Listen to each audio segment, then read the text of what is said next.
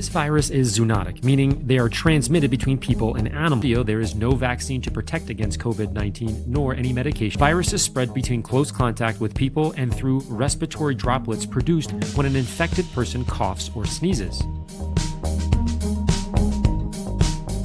The interior of your car is a hotspot for these droplets because it's a confined area that must be touched to safely operate the vehicle, and the car itself can travel long distances, potentially spreading the already fast-moving pandemic. Current evidence suggests that novel coronavirus may remain viable for hours to days on surfaces made of a variety of materials. Cleaning of visible dirty surfaces, followed by disinfection, is the best practice for prevention of COVID-19. A recent study conducted by CarRentals.com showed the average steering wheel to contain 4 times the colony-forming units of bacteria than that of the average toilet, while the gas pump was 11,835 times dirtier than the toilet seat. The 6 areas in your car that typically contain the most bacteria are the steering wheel, cup holder, seatbelt, inside door handle, gear shift knob,